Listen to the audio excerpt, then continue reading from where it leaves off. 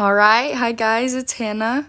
I chose to do this project on the inspiration of Pompeian art because 2 weeks ago I had the opportunity to go to Italy. I went to Pompeii, and that was one of the coolest things that I think I saw. And one of the really cool things was that they had so much art everywhere, like all over the place were frescoes and mosaics. And I got really interested in the things that they chose to portray in their art, like what was important enough to them that they put it in their art.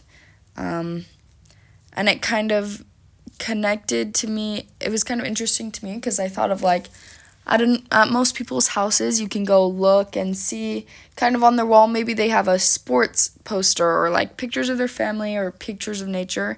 And it's kind of just a reflection of, in some ways, of what is important to those people. And so that's why I was interested to see what these Pompeians chose to feature in their art.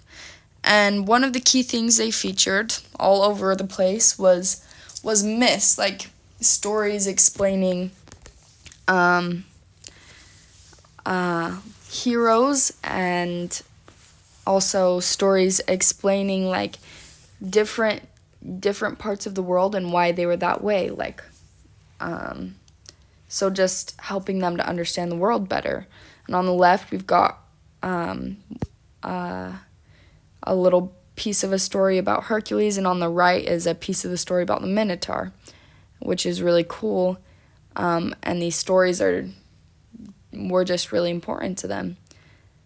And here we have a mosaic, and it's a mosaic of, it's called the Alexander Mosaic or the Battle of Issus Mosaic, and it's just showing a part of a really crucial battle. And it's hard to see, but this whole mosaic, this whole image you're seeing is made of teeny tiny stones all set in, which is just incredible. The time and the workmanship and how it depicts it so clearly.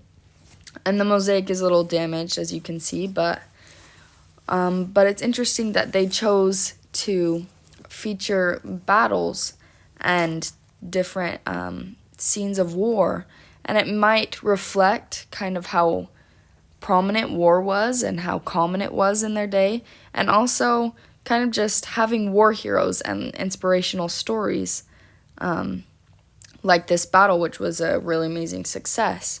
And that's what they chose to depict, because it was inspiring and was also a big part of their lives. Another thing that was really interesting was, this was something I just found in one of the dining rooms of a fairly wealthy guy, but it was just little paintings that showed the processes of making different things. Like on the top, we've got the process of making perfume going right to left. And on the left, you see a lady smelling the perfume. And then on the bottom left, it shows the process of making wine. And then on the bottom right, it's just washing fabric. And it's just interesting. It's just showing kind of their day-to-day things, but also kind of some artistic processes as well. Like making wine was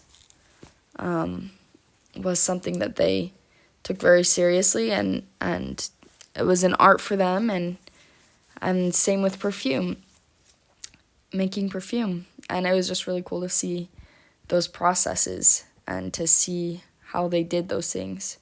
And then another thing that was kind of interesting was that some of these different art pieces or things that they created didn't really seem to have a meaning that I could find. Like on the left was just a tile floor that was just a really cool 3D pattern.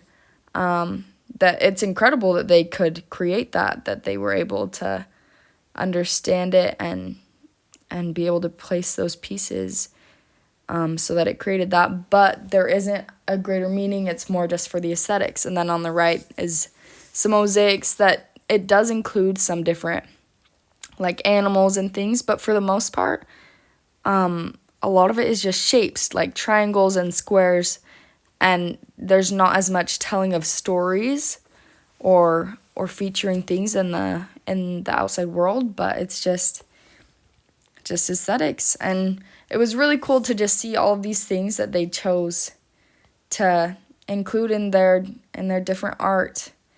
And here were some of the